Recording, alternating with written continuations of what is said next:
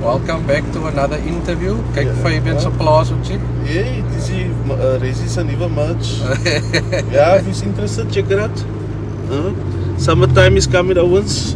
It's bar man, I know they like the yucking floppies. And then we have that, what do they call it? The bucket hats. But no, isn't that a floppy? That's a floppy, yeah. Yeah. There's got some like that, so I'm sure summertime you guys are gonna need it. I just marked the wear today because I'm permitted to win at camp. So yeah, I'm gonna change it up a bit. Because most Rezi is a model. Yeah, where are we heading today? We're heading off to Earl. Lekker beams feature daar vir die Toyota manne. Hey, Corolla Beams. This car we've been hunting for about 2 years now, I think. But ever since then, Earl has been in and out and trying to sort the car out. The man is very finicky. He's done some, let me just get past this robots here quick. Can't you multitask? Nee, multitasking is vir vroumense. Nee man, jy moet pas praat en ry. Jy kan nie elke keer wil stop nie. Hey, let me take it in. Hey, let me indicate.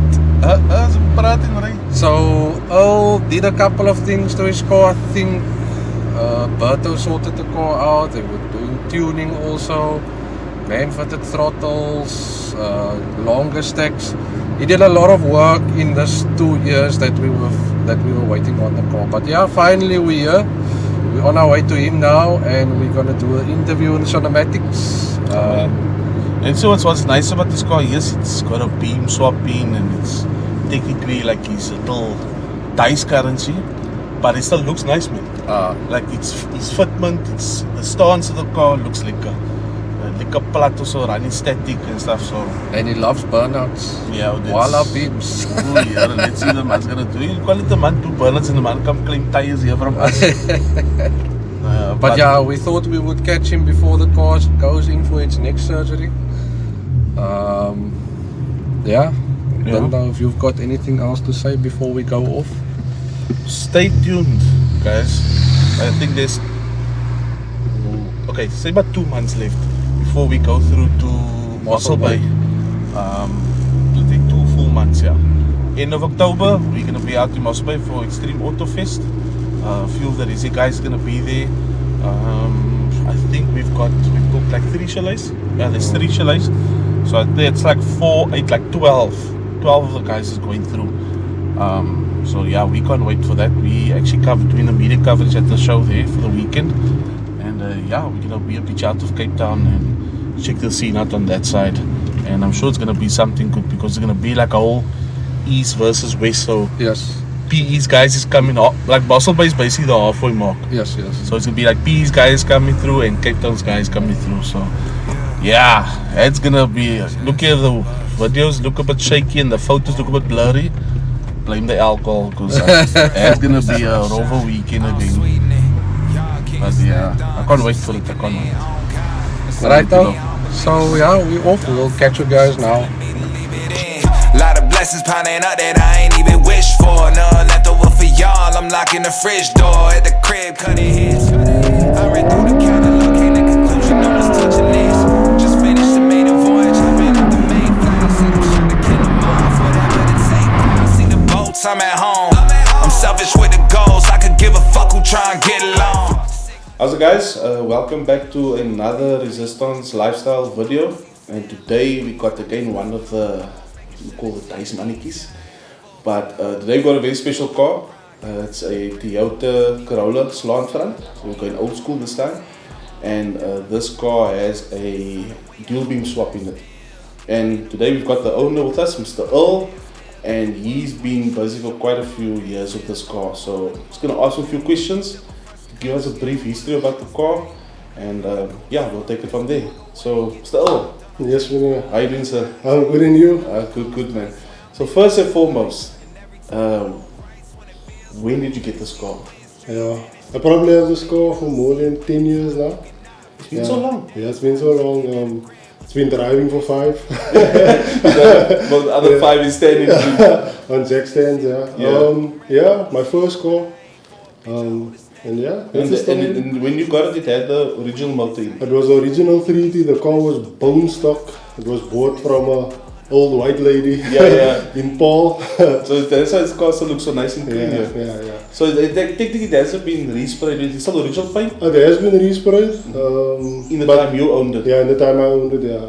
But it had some rust. They rust quite often in a certain area. So I had to have that done and then just had it sprayed. Okay. The guy didn't still do such a good job, but it looks fine on pictures. Yeah. So when you got the car, you said it was your first car. So was the intention always, okay, you're gonna go this route with doing a motor swap? Yeah, that time when I had the car, or got the car, Beams wasn't still a thing. Yeah. No one really knew what Beams was. So my intention was always to just have the 3T, cams, sideys, yeah. That was the recipe. Until I had the Beams experience in the car that we mentioned earlier. Of Lyle. Lyle Dean Versage, yeah. It was the first Beams. He used to come to my neighbors, Adrian. And that was when I had the first, or heard the Beams for the first time, specifically with throttle bodies. Yeah. And from that time I was in love. And then that's when you decided, oh, you're going to make this decision to go with it. He was the guy that motivated me many times. During this build, there was many times where I wanted to give up. Yeah. And then he would say, listen, come, let's just go for a drive. And then I would build the motivation again. It was the best ever. So basically you had the car for 10 years. Yeah. And when did you actually start doing this conversion? So interesting story actually. So the car was 3T. It was supposed to be a Stones car, or it was a Stones car. Was this car bagged? No, there was another one. That's Xavier. Okay. Xavier. That was a block nose for him. Okay. He also lives not too far from here. But my engine, my 3T is actually in that car. Oh, is it in that car now? Okay. So what can I say, man? I forgot the question. So basically, I was asking, when did you actually start? Oh yeah, when did I start? Yeah, so it was 2019. Yeah, 2019. Okay. Oh no, I bought the motor 2020. That time, just before the COVID crisis. So at the time, the motor and the box cost 17,000 rand. That's cheap. Yeah, and today it is, say, 50,000 rand for the same thing. Yeah. And that's like in a matter of what, 3-4 years? 3-4 years, the prices went through the roof. I obviously blame a few guys who revved the engine, who made it very popular, but they are popular for a reason. And but I see that trend happening now with mics, whereas a motor will come in. People don't know about this motor. And it takes maybe one guy to do the swap, and people get impressed by it, and another person, and automatically the price skyrockets. Because I mean, like the Jay-Z motor, the NA motor. Exactly. No one knew about that motor. And it was like a cheap motor back in the day, and now because most of the spinners use it. Because it's Toyota reliable. It can handle the punch. So you got the dual beams with the 6-speed gearbox, eh? Yeah. So I got actually Lyle took me in his work bucket. We went to go pick it up. That time I used to work and I used to get paid weekly. So every Friday. Friday pay. So I didn't have the money that time, cash. I went to the importers. I'm like, listen here, I want this engine, man. Can I make an arrangement with you? And they were like, yeah, no, it's fine. I put my deposit down, and every week I went in, paid it off, and then we went to go fetch it. And then it stood here for I don't know how long again. You have to now save up money to do the actual swap again. So regarding the motor itself, is it stock? Yeah, it's basically stock, or how can they say, Cape Town stock. So when I got the motor, the first thing I did was I pulled off the cam cover just to check if there's any sludge or anything like that. It looked pretty clean. Then I looked down the ports. I saw the valves had some sludge on it. And then that inspired me to just say, okay, no, just take the head off. And then I said that, and that's when I met Roberto. Okay. Yeah, that's when I actually started speaking to Roberto, the man who actually built the car. He likes to tell me that I built the car because I spent so much time there. He built the car, so it's only got a Toyota half-mil head gasket. So the comp is upped a little bit. Okay. And then the ITBs, Okay, so so you have blacktop ITBs? Yeah, so for the guys who don't know, blacktop ITBs, you get silver top, you get the black top, which is how your 20 valve motors. The black top, I think, if I'm not mistaken, is 45s. Yeah, black top is 45 and silver top is 43. So 45 mils, Yeah. So the beams actually, like people hate the fact that I have throttles on the car. It because the throttles produces less power, according to the Cape Town beamsman. But I don't care about that. It's all about the sound. The driving experience with throttles in the beams inside the car is, when I get home at night, my ears are singing because it's pure sound. It's pure enjoyment. That's a proper way to do it. I mean, the guys in Japan, they running throttles, some of them on their 4AGE still run sideways and stuff like that. Yes, you get. I know. I've seen for myself that it is definitely softer in your stack. The stack, but the stack is very loud. loud. The stack is very loud. But you in the car, you don't hear the stack. The stack is basically facing to the front. And everybody, as you coming on, they can hear it. But the throttles, So the throttle still gives it a. Sometimes you get tired of it. You know, that high rev, like the stack sound, man. It's a certain unique sound to throttle bodies. Yeah, throttles, especially in the low revs, you just want to be there all the time, just for that sound. But the thing is with the throttles, man, it must be done the right way. So initially, trumpet length plays a very big role. Okay. So initially when I built the car, the first time, we had 70mm throttles on, trumpets. 70mm trumpets in the car, second gear. In a certain reference, the car was dead. So we upped it now to 100mm and that fixed that problem. Okay. So if you do throttles, you must do it the right way. And do your research on your the power band and all of that. So 100mm, so the recipe for 20 valve throttles is 100mm length trumpets. 100mm length, But I mean, it also just looking at it with throttles. That's also the other thing. It looks very nice. And I mean, you guys all took the time. I mean, you didn't just drop the old motor, put in a new motor. I mean, you guys took the time even to clean up the engine bay. Yeah, to clean the bay. That was a funny story. My other friend of mine, Kyle, Lyland Kyle, a lot of. We came here one day and I'm like, listen here, because the motor came out and then I sent it off to Roberto.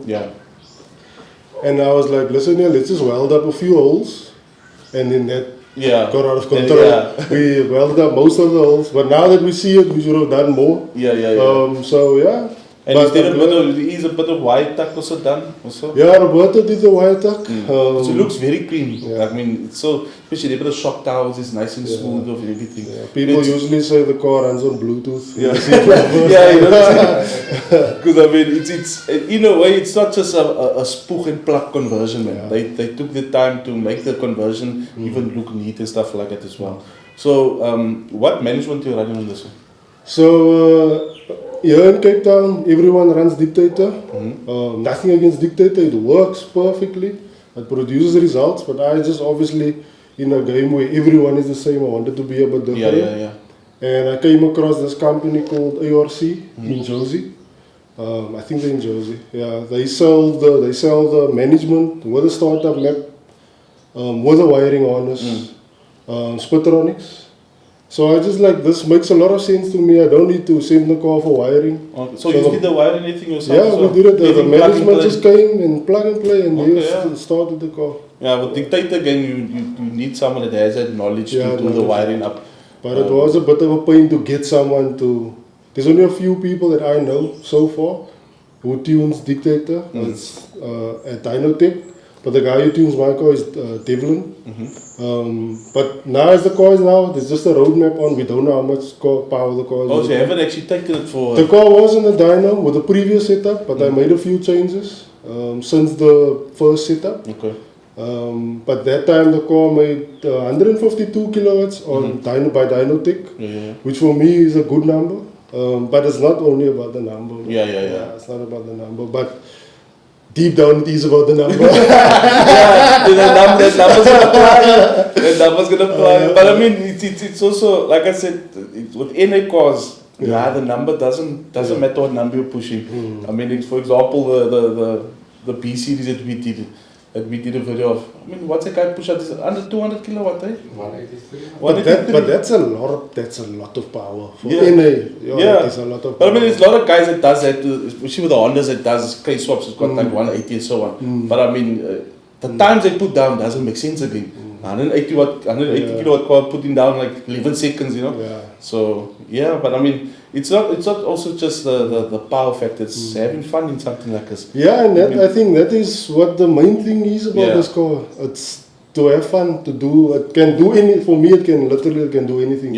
I can go ride on the mountain now if I want to. I can go to the track if I want to. I can slide it around if I want to. It's a lot of fun. It's not just built for a straight line. No, it's not just built for a straight line. So what you running suspension wise? Suspension is a bit of a concoction. The whole car is a bit of a concoction. So the coilovers, I'm running coilovers. It's Static Art. Okay. I don't even know the brand. Static Art. Static Art. I think it's local. I'm not too sure. But it's Golf 6. Golf 6 coilovers. It's very easy to have it, to make it work. The reason was actually they don't actually supply coilovers for these cars. So a lot of times the guys does a conversion from another. Unless you go BC. Pockets ain't that deep. BC then it's straight for basically. Okay, I'm not too clued up, but this car also got it's got leaf springs in the back, or it's got shock? So it's got what they call a divorced setup. So the spring and the shock is separate. Okay, so the back is probably a bit more easier to slam than the front. This car says cut Cressida springs in the back. But it's still stiff though. That's why I went Cressida springs, because with the standard springs, the car did funny things. Being lowered. But with the Cressida springs, the car sits very, very nice. And diff still running the standard diff? It's M75, which is the recipe. But there are guys that still run M68 and they have good luck with it. The nice thing about M68 is it's lighter. You can still get a nice ratio. And the shafts are very cheap. I think it's like 200 rand or something a shaft. So if it goes, you can just change it. But you're going to change it often. If you are wild or whatever with the car. A lot of burnouts with the car and stuff. But this diff, it's a Venture M75, which is very hard to come by. I was lucky to score this diff. But when we fitted the diff, the brackets were, I don't know what that people were doing. They probably just held it there and tacked it up. And welded it up, so the diff was bad because my right front was sitting to the front and my left was sitting there, so the car wasn't very happy with that. That's why my diff is a bit noisy now. I'm still change that. But other than that, it hasn't given me any issues. It takes the punishment and it has brakes all around. So and your brakes has been upgraded or still the same? So brakes in front, it's Cressida. Which is the common conversion. Cressida, and I had it slotted. The Cressida's PCD is the same? But this car is 400. I changed it to 400. You changed it to 400. That's why I change wheels all the time. I did they that. Normally 4 by 114. So that's also a very odd, difficult size. And you don't have a variety of wheels to choose from. Exactly, And when you do get the wheel, it's probably going to be a multi-PCD. And I hate multi-PCD. But I mean, just looking at the car itself, I mean, the stance of this car, I mean, just putting out of the garage as the clump, you were scraping it. And that's what they always admired about the car. I mean, yes, you race on Kilani with it and so on, but the car's still blood. I mean, you can still go to a stance show. You can still go to a stance show and the money's static and it's blood. You don't get any problem, cops say. This was ripped. Welcome to the club. It's taken like twice already. In Kuilsriver. In Kuilsriver. Because I've heard that they're bad here. Especially on the minor road. I've heard the cops here is on another level. Here in the Swootrekker minor road. The one day I got pulled over, not too far from here, but the car was lower and the car just had, because I was driving the car with a road map and the car only revved to 6,000 and I wasn't very happy. And then eventually I got the road map where it revved to 8,000. And then I was like obviously excited. Yeah. Drove the car, coming down from Bright, I saw the cops, I was driving slowly. And he pulled up next to me. And this clutch is very bitey, man. Yeah. And I couldn't pull away for some reason. My clutch foot was showing. Then eventually his lights went on and pulled me over. Yeah. His partner pulled over with him. He immediately stuck his fingers, or attempted to stick his fingers. Yeah, didn't even say anything, just straight to the wheel. Yeah, straight to the wheels, tried to put his fingers in with the wheel gap. Yeah. It obviously didn't fit. Yeah. I told him, listen, I didn't have my license on me also. I told him, listen, yes, we just built this car. I'm just testing it. And then he's like, just go home, please. Yeah. No, but I've heard stories of girls that was cops. I don't know why, but they're on another level. They're always after the guys, the stance guys and stuff like that. But yeah, that's one thing you have to suffer. I'm still driving with, okay, I won't say no dust, but my car's still suspended. Right? Because I check, I just pulled license. Yeah. I'm not gonna go do it. I'm still driving with suspended, but now the car looks like a granny car. Fat tires, cars lifted up, whatever. But yeah, that's the things you have to suffer for. Yeah. But I mean, but like I said, the way this car sits, and I mean, you sit, what wheels you running size-wise? So it's, I believe in 9Js only. I don't run anything narrower than a 9J. But for me, the golden offset for the box Corolla is zero. Zero offset. I had a set of 9Js, negative 13s. Then I had to run a very skinny tire. That was scary. But for me, I drove my exhaust off like that. So yeah. So you're running now currently 9 all around? 9 all around. So the front is 9J, but the offset is plus 10. And the back is zero. The back is zero. I had to add a space in the front because even with, this is the first time I'm running 195/50s on this car in years, which is a very fat tire for me as a stance guy. Yeah, but it's nice though. Yeah. You know, it gives it that whole, you know, it's nice to always have a meaty tire and still the car is slammed on that, You can have the nicest wheels, but if your fitment is horrible, then... That's what I say, this man goes to Killarney, the car is just so flat when he goes there racing, the car sits nice. And that's I see now the route you're going, you got a bit of stance and you got your speed with it also. That's why I said this is becoming like a complete build. It's not just, okay, got a beams, did a swap, engine bays no fail, whatever. It's just built for one purpose. Yeah, once a stance, always a stance. But like I said, the car looks very nice like it is now. What's future? I didn't see, I have a look at the interior, but the interior is still stock, eh? Yeah, I had it, There was a show, I think it was Springfest, I think it was 2017 or something like that. We did the interior of the car. Yeah, I just did the seats. Other than that, now recently. So the car was out after Killarney. So I stripped the interior. I took out all the sound deadening, which I regret. But it is very loud inside, but performance-wise, you can feel the difference. I think it's about 20 kgs out of the car. And that's with the sound deadening as well? That's no sound deadening, but I only run a front carpet now. Okay. Other than that, it's still very stock inside. And the sound deadening, is that that formula the guys use with the, what you call it, ice? Yeah, so the dry ice method. I use the dry ice method. It works very efficiently. You just let it sit for a few minutes and then you can chop away with a hammer. Oh, okay. Yeah, very easy. It's always something I've seen on YouTube. The guys on YouTube do it. So it's nice to see it. You actually try and it actually works. Yeah, it works. And future plans, what's next, or what would you like to sell to on the car? I mean, a project like this, it's always never ending. So right now, I'm just trying to enjoy the car. I don't think the car has reached its full potential yet as the stock beams, because I still need to get my traction down and all of those things. So future plans, I have semis on now at the moment, but they clag again. So you go to Killarney, you run semis? Yeah, it's a semi. It's an accelerator. It's more of a street style semi. Okay. It's not that aggressive. You can ride it on the street. It doesn't pick up stones or anything like that. But there is, from the street tire, way more grip. Way. previously second gear or first gear, when I put down first gear, the car would jump straight to the limiter. Now it does it, but the car is actually just comes moving. up, In second gear, the car it jumps forward now. So it just gives that second gear chirp and it's gone. But future plans, M3 throttles. Sure. Definitely. 52. What are they? 52s? Yeah, the beams likes to breathe. The right way to do throttles on the beams, in my opinion, is 52s. You can still get nice power from the 45s. But if you add cams and all of those things, but before scratching there, 50s, and then a high-rise header, aluminium radiator, because my radiator is an ISO. That's still original. It's not the original radiator. I thought it was original radiator. It was too late. I already sent it away, so I had it. The cores made thicker. So it's a 3-core. Yeah, but aluminium radiator, bigger throttles, header, nice high-rise header.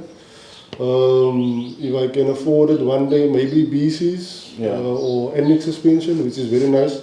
But the car suspension, like it is now, it's full poly. All around. The rear arms are fully adjustable.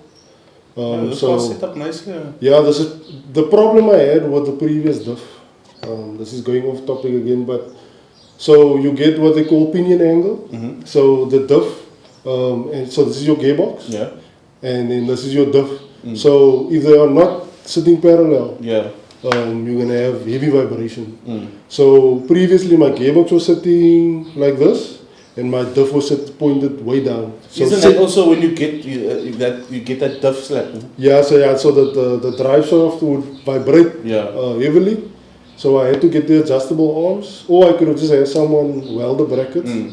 But I got the adjustable arms to adjust the diff angle. And then I sent the diff away to Chris Foley.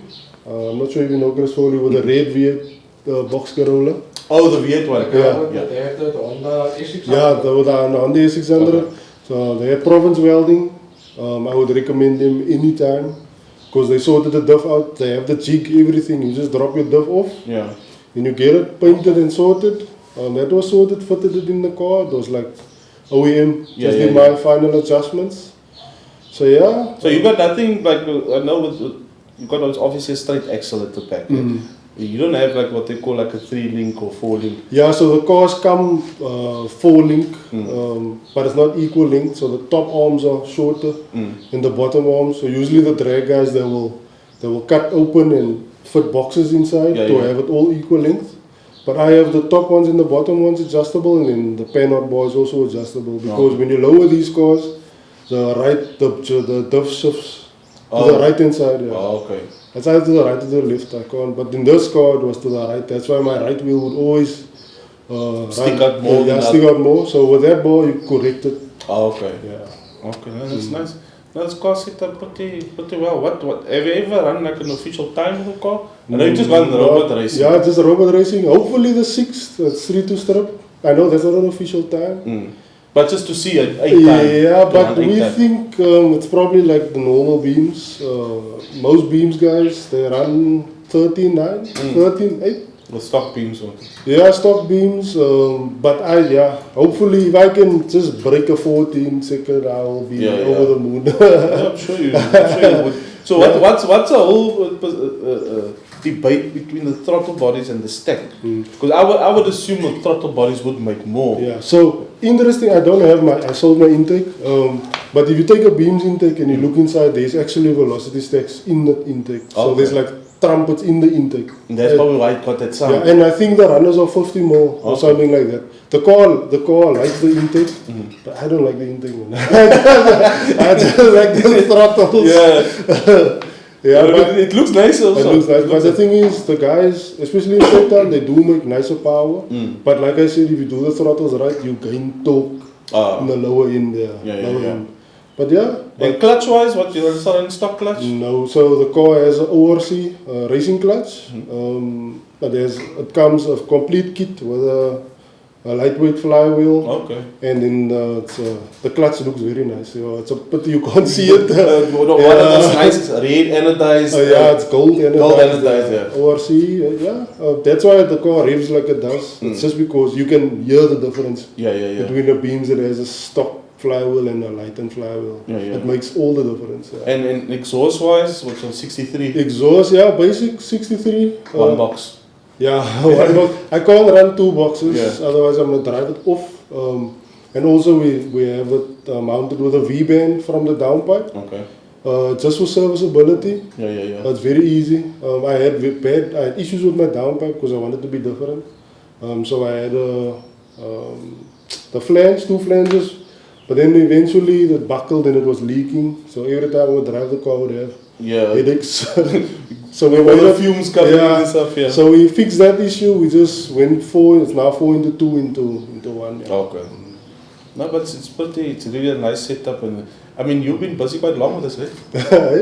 That's showing me time, Yeah, the thing is with the ball. So this technically started 2020. Yeah. So the issue I had was, I'm not discrediting anyone. Nobody wanted to help me build the car.